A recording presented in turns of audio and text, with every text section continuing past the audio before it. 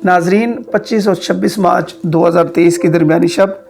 साबका वज़ीर आज़म और चेयरमैन पाकिस्तान तहरीक इंसाफ ने पाकिस्तान तहरीक इंसाफ के एक बहुत बड़े इज्तिमा से ख़िताब। नाजरीन, इमरान खान के इस जलसे में ख़िताब से पहले इमरान खान साहब के जितने भी नाक़दीन हैं, चाहे वो सोशल मीडिया पे हों या इलेक्ट्रॉनिक और प्रिंट मीडिया पे, उनका ख़्याल ये था कि ये ख़िताब भी इमरान खान साहब के साब्ता ख़िताबात के बिल्कुल ऐन मुताबिक होगा और उसमें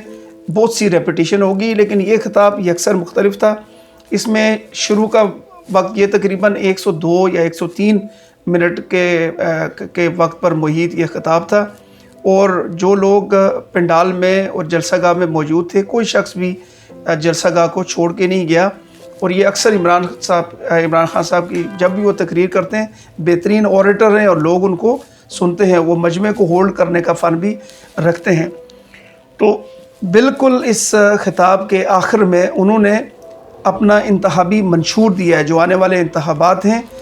उसका एक इंतहाबी मंशूर दिया है। आइए देखते हैं कि वो इंतहाबी मंशूर क्या है। इमरान खान साहब ने अपने इंतहाबी मंशूर में सबसे पहले ज़िक्र किया है बैरून मुल्क पाकिस्तानियों का, क्योंकि इमरान खान साहब पहले भी उनका ये मानना है कि बैरून मुल्क पाकिस्तानी जो हैं वो एक बहुत बड़ा सरमाया है। तो उनका पहले मंशूर का पहला पॉइंट ये था कि बैरून मुल्क पाकिस्तानियों के लिए पाकिस्तान के अंदर इन्वेस्टमेंट के लिए साजगार माहौल फराहम करना। इसके लिए ज़रूरी है कि पाकिस्तान में अदालतें इंसाफ करें और जो बैरून मुल्क पाकिस्तानी पाकिस्तान में आकर इन्वेस्टमेंट करते हैं तो उनके लिए वो किसी परेशानी उनको ना हो, जिस तरह के साबका दौर में होती रही है। और इसी वजह से हम देखते हैं कि पाकिस्तान के अंदर इन्वेस्टमेंट करने से लोग घबराते हैं, क्योंकि यहाँ पे इंसाफ का सिस्टम को इस तरह कि अगर कोई कानूनी पेचीदगी आ जाए तो वो मुकदमात बहुत तवालत का शिकार हो जाते हैं और इसी खौफ की वजह से पाकिस्तानी यहाँ पे इन्वेस्टमेंट नहीं करते। दूसरा पॉइंट ये था कि पाकिस्तान में उन्होंने कहा कि हमारे जो साबका हुकूमत थी, अप्रैल 2022 में जो हुकूमत ख़त्म की गई, उसके आखिरी दौर में पाकिस्तान की जो एक्सपोर्ट बहुत ज़्यादा थी और अगर आइंदा अल्लाह ताला ने मौका दिया तो पाकिस्तान में कोशिश की जाएगी कि एक्सपोर्ट को बढ़ाया जाए। तीसरा था कि टूरिज़म पे वो अपनी पिछली गवर्नमेंट भी उस तरह की तवज्जो नहीं दे सके जिसका उनका इरादा था। उसमें एक बड़ी वजह उन्होंने ये बताई कि 1.5-2 साल तो कोरोना की नज़र हो गए, लिहाजा आइंदा अगर गवर्नमेंट मिली तो टूरिज़म पे खुसूसी तवज्जो दी जाएगी। चौथा जो उनका पॉइंट था वो था कि मादनियात जो किसी भी मुल्क में एक अहम सरमाया होती हैं, लिहाजा मादनियात की एक्सप्लोरेशन के लिए खुसूसी तवज्जो दी जाएगी। पाँचवां पॉइंट ये था कि पाकिस्तान चूँकि एक ज़राई मुल्क है, ये 22-23 करोड़ आबादी का मुल्क है और ये ज़राअत में एक ख़ुद इन्हिसार मुल्क के तौर पे पहचाना जाता था, लेकिन वक्त गुजरने के साथ पाकिस्तान में ज़राई रकबा कम हो रहा है, लिहाजा ज़राअत बढ़ाने की हर मुमकिन कोशिश की जाएगी। छठा मंशूर में छठा पॉइंट ये था कि जितने भी बड़े अदारे जैसे कि PIA है और पाकिस्तान रेलवे है, ये सारे नुकसान में जा रहे हैं, लिहाजा कोशिश की जाएगी कि ऐसा लाएअमल तैयार किया जाए कि ये अदारे जो हैं वो मुनाफा बख्श हो सकें, चूँकि इन अदारों की वजह से पाकिस्तान को सालाना बहुत नुकसान हो रहा है। सातवां पॉइंट था कि टैक्स नेट, जो कि उनका कहना ये था कि सबका दौर में भी रिकॉर्ड टैक्स कलेक्शन हुई है, लेकिन मज़ीद कोशिश की जाएगी कि टैक्स कलेक्शन को बढ़ाया जाए। उनका कहना यह था कि किसी भी मुल्क की तरक्की का राज ये है कि लोग वहाँ पे टैक्स देते हैं, जितने भी डेवलप कंट्रीज़ हैं, लेकिन उसके बाद उनको और सहूलियात मिलती हैं। पाकिस्तान में जो टैक्स देने वाले लोगों की तादाद बहुत कम है। और फिर आठवां पॉइंट ये था कि मनी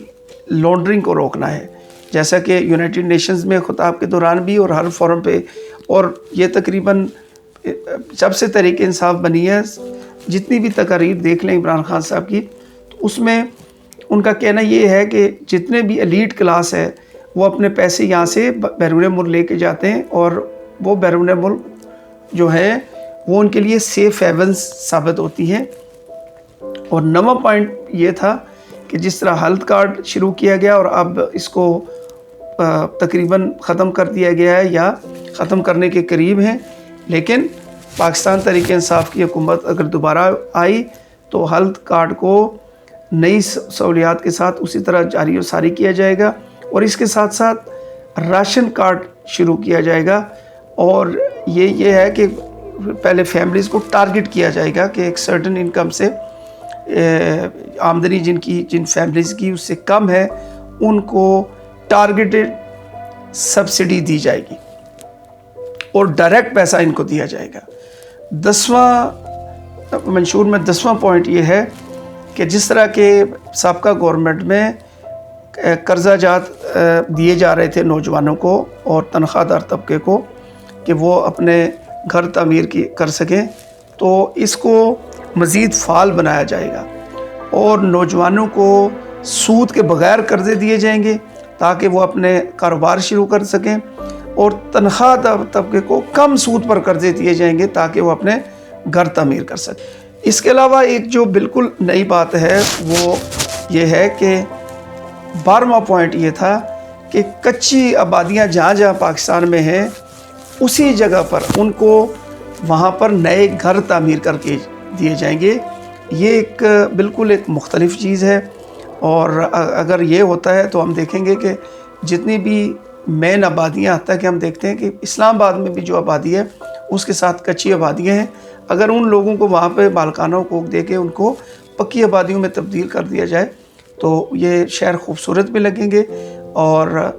صفائی میں بھی اضافہ ہوگا۔ 13واں پوائنٹ یہ تھا کہ 13واں پوائنٹ یہ ہے کہ